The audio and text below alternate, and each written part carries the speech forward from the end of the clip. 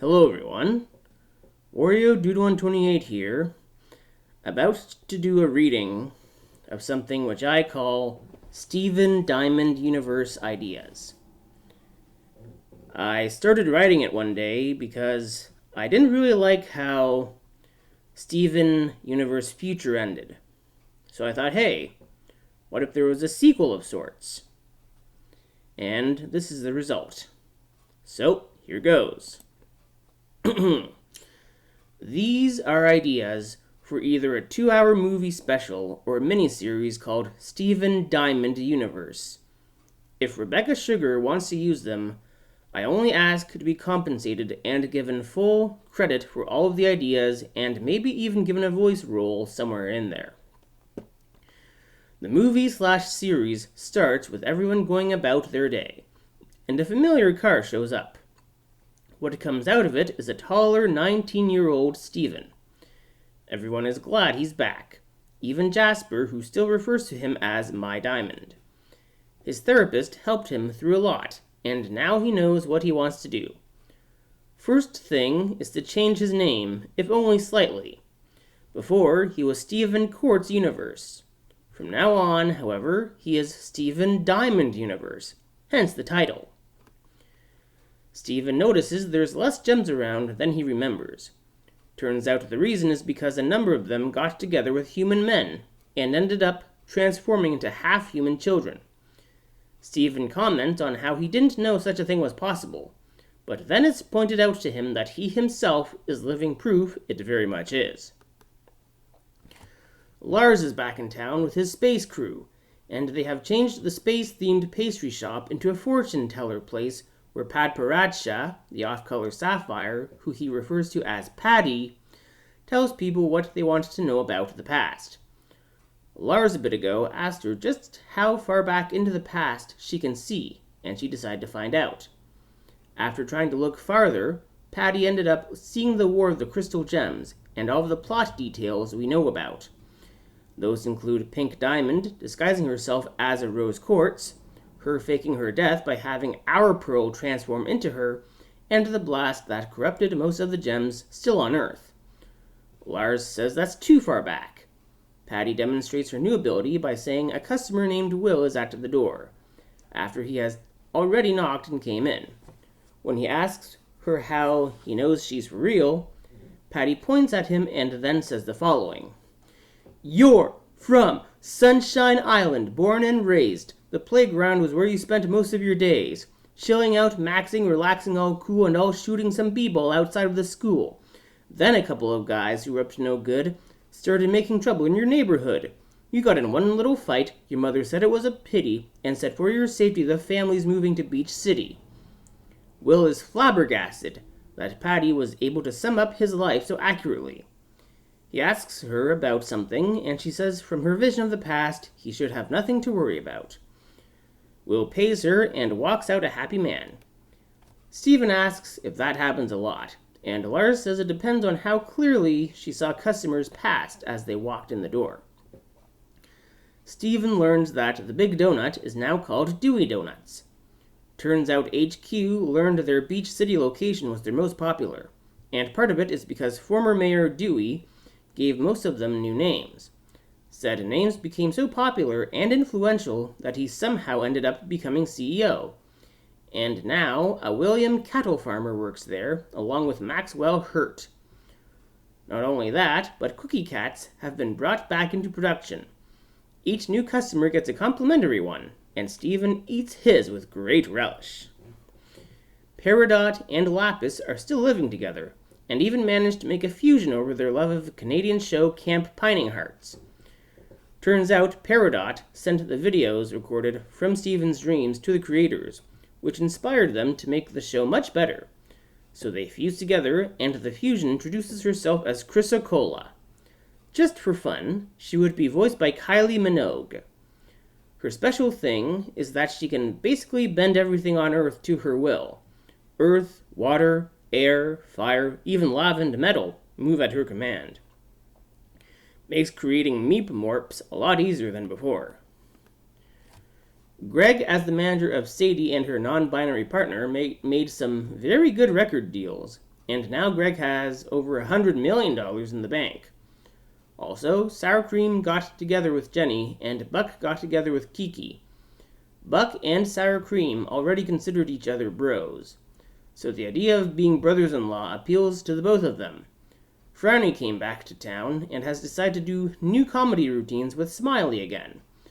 Onion, meanwhile, has actually grown a bit and appears to have a little pot badge he wears now. We also see that Soup has grown a little bit and has a little badge that looks like an onion, implying they're seeing each other a little more than usual. Steven then mentions how he told his therapist about his healing spit powers.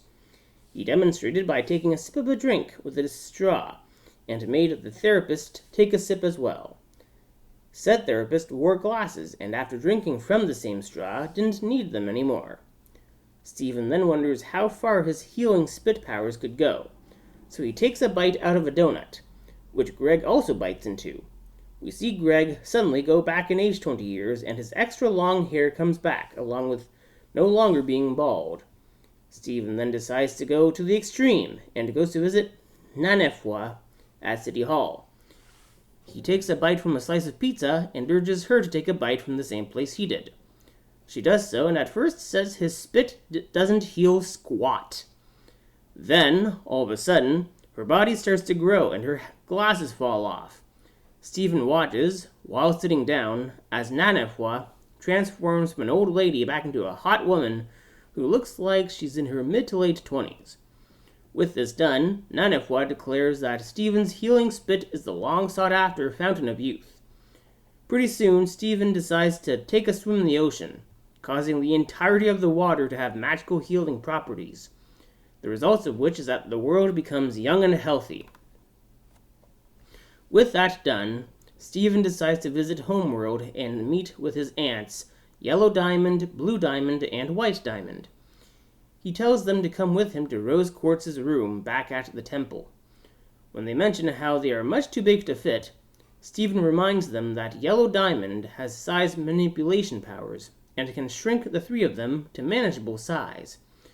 Yellow Diamond obliges, and they go into the room. While in there, Yellow Diamond enlarges herself, as well as Blue Diamond and White Diamond, back to their original sizes. Steven tells the Diamonds that in the room he can have anything he wants, so he asks the room to have Pink Diamond appear. Lo and behold, Pink Diamond does suddenly show up. She laments how she never got to properly say goodbye to her sisters, and they have a tearful reunion.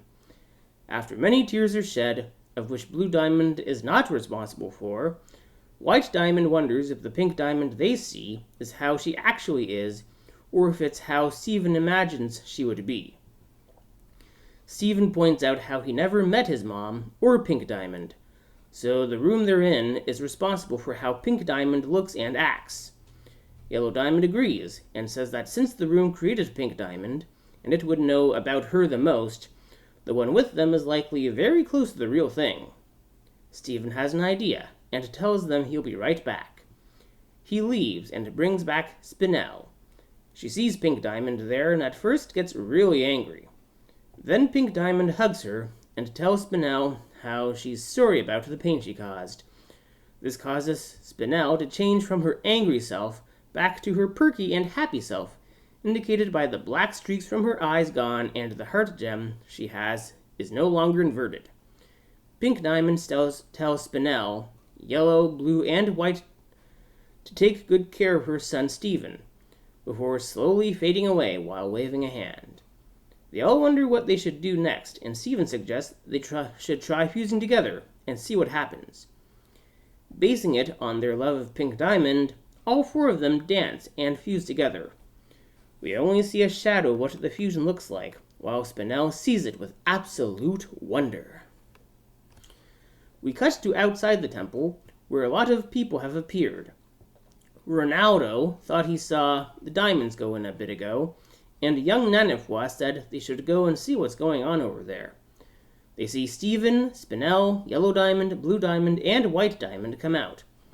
The Diamonds have been shrunk by Yellow Diamond's powers, and when they're outside, she makes them all grow back up to their original sizes. Steven announces that they have a new fusion to show off, and Spinel says it's really amazing.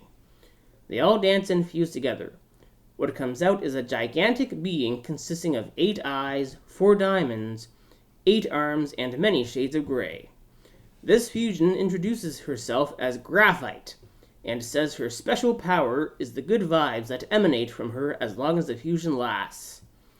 She wants everyone to have a good time, except for Kevin because she's still not a fan of that guy. Everyone in the crowd looks at Kevin, who shrugs his shoulders and asks what he did. She has the voice of Beyonce Knowles, so it should come as no surprise when she points at Pearl and Amethyst while singing a reprise of the song Giant Woman with altered lyrics. While she's doing this, Yellow Pearl and Blue Pearl are acting as backup singers. When she's about to sing the last lyric, which would of course be the word woman after the word giant, a shout is heard announcing the return of Eyeball the Ruby and Aquamarine. They talk about how they are going to exact their revenge on Steven Universe, but Graphite tells them that there is currently no Steven Universe, only Graphite. So they should just chill out, relax, and take in all the good vibes as they come. Eyeball and Aquamarine tell her to shut up, and they hate fuse into Bluebird Azurite. It appears as though Aquamarine somehow got her little wand back, and threatens to use it on Steven's friends. Graphite now frowns, and says it's time for this chill chick to get serious. Bluebird Azurite uses the wand and freezes Graphite in place, while saying she doesn't think so. We see Graphite seemingly not moving, and then move inside the wand bubble before breaking through it like it's nothing. Graphite now grabs a hold of Bluebird Azurite and squishes her entirely, even shattering the gems she consisted of. She does this with a very angry look on her face. When done, she turns back to everyone watching this and properly finishes the song. Everyone freaks out because Graphite just shattered the gems of Eyeball and Aquamarine. She says for everyone to calm down, she's got this. Graphite starts to weep, and the tears fall on the shattered remains of the gems in her hands. The shards fuse back together, and Graphite bubbles each gem in a pink bubble before sending them off. She now looks at everyone and says some people are just natural mood killers before saying later dudes, at which point she unfuses. In her place are a very happy Yellow Diamond, Blue Diamond, White Diamond, and Steven Diamond Universe. At this point, the Diamonds sing a reprise of the song they did at the start of Steven Universe, the movie, asking Steven to come stay with them. To their surprise, he accepts, if for no other reason than because he's technically homeless with Greg living in his house, and he wants to see what life is like on the Diamond side of the family. Plus, Steven thought their Graphite fusion felt like a never-ending good times machine, so he'd like to do it as much as possible. The other Diamonds agree with this sentiment. Also, someone has to keep Spinel company, and not swear vengeance on any Diamonds while his aunts aren't around. Spinel finds it ironic that Steven is going to keep her company when she was made to keep Pink Diamond company. Steven laughs and calls it a funny twist of fate. While at Homeworld, Steven asks if the Diamonds have ever checked in on the planets they previously conquered and then set free. They say not really, since if there's no domination involved, there's no real point. Steven suggests they disguise themselves as other gems and visit one of the freed planets to see what they think of the Diamonds. Holly Blue Agate is nearby, so Blue Diamond shapeshifts into her. A Topaz is also close, so Yellow Diamond shapeshifts into her. A Zircon happens to be nearby, so White Diamond decides to shapeshift into a white Zircon. Steven tells the real Holly Blue Agate that while he and the Diamonds are gone, she's in charge and to contact them if anything happens. When they ask why Steven didn't shapeshift, he explains that since he's responsible for their freedom, he doesn't need a disguise, and will probably be welcomed everywhere the message sent out in the movie reached. So they headed out to a planet and start walking around. When some inhabitants notice that Steven Universe is there, they start crowding around and cheering. He tells everyone to calm down and that he's just taking a tour of the planets his aunts had previously conquered and now freed. The people there remember what things were like under Yellow Diamond, since the planet belonged to her. At first, they complain about how strict and rigid the rules she had enforced were. This causes Yellow Diamond, disguised as a topaz, to start getting angry. But Stephen puts a hand on her shoulder and shakes his head. All of a sudden, somebody says it actually wasn't all that bad under Yellow Diamond. The rigid rules forced the people on the planet to develop a good work ethic. From there, someone says something else nice about Yellow Diamond, and various anecdotes are brought up. This causes the topaz to smile and seemingly forget that she's trying to keep her shape, causing the topaz to grow back into Yellow Diamond. The people of the planet are shocked at seeing their former oppressor in their presence, and start all freaking out. She tells everyone to please calm down. When they don't and keep running around like idiots, Yellow Diamond yells for everyone to stop. When they do, she says that while in disguise, she had heard enough, which is why Yellow Diamond is now going to, she pauses after saying this, making the inhabitants of the planet nervous, ask if they would like to be part of the Empire again. This surprises the people, and Yellow Diamond talks about how she missed lording over her subjects, and would like to take a more gentle touch when ruling this time. The people agree, and the planet becomes the first in the Third Era to be under the control of the Gem Empire.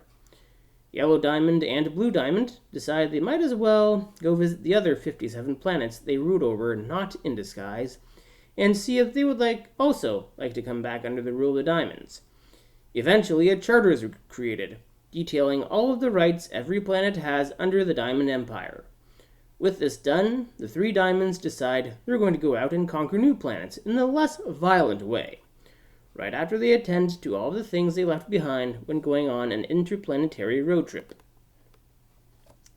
Stephen decides to go in and meet the Zoomans, who have decided to go visit Earth because the Famethyst gang felt homesick and wanted to check out the Alpha and Beta kindergartens. While checking out the Beta one, they meet Perfect Cut Jasper, who has been sitting around contemplating what she should do. She gets on one knee and calls Stephen My Diamond, to which Stephen tells her to please not call him that. Stephen then gets an idea and brings Spinel over to Jasper.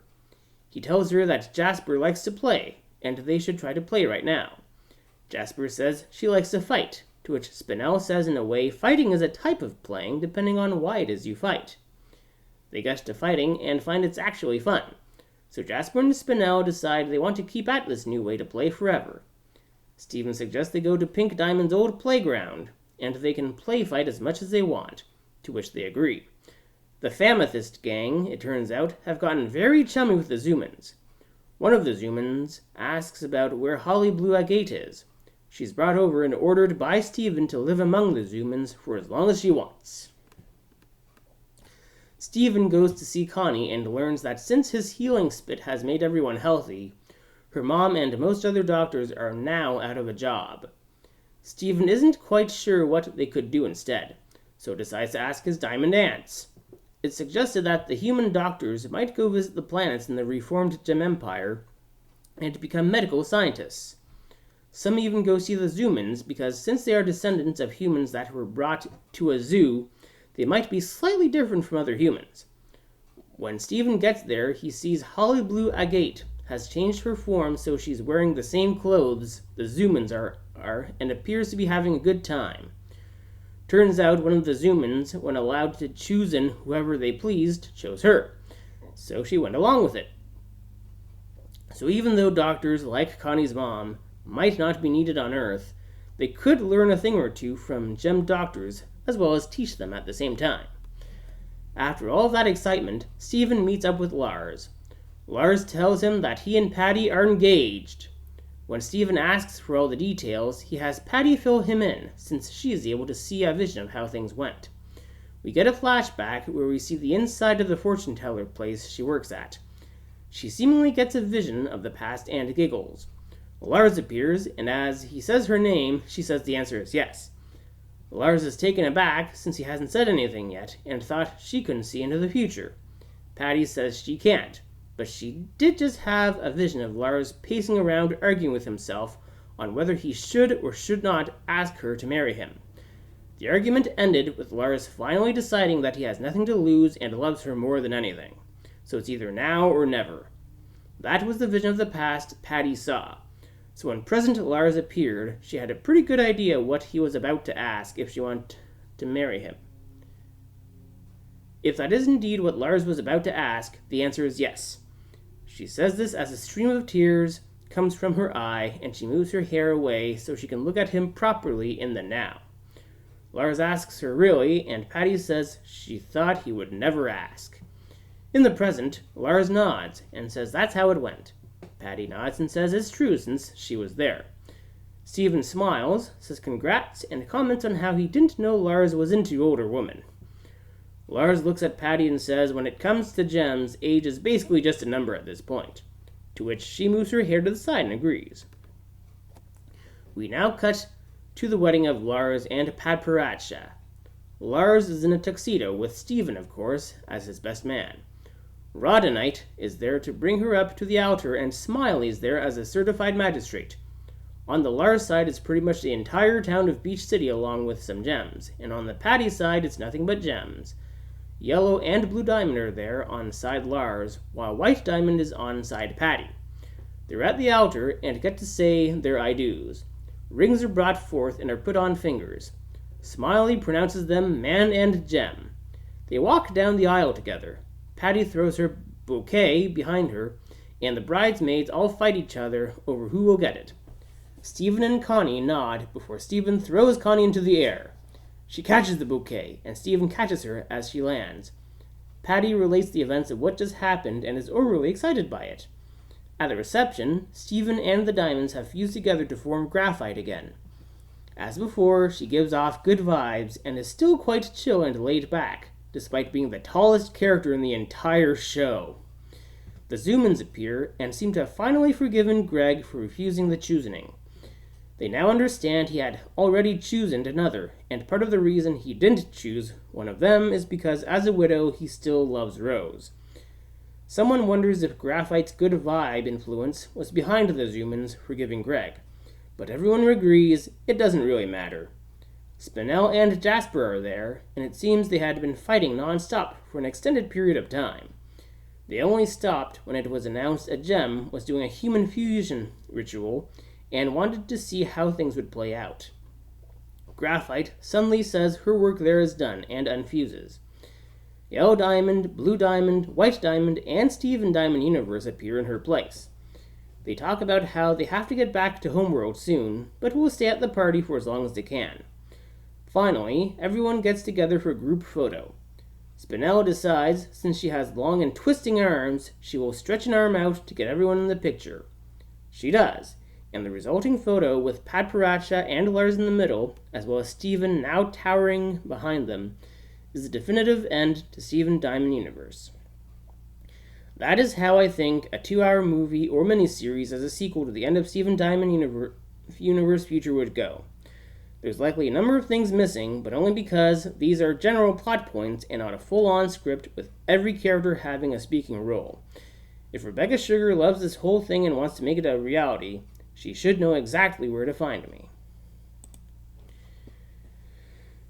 So yes, that was what I wrote, which I called Steven Diamond Universe Ideas. I hope you liked it, that Rebecca Sugar liked it, and that you come back again when I do another random video. So until then, I will see you next time.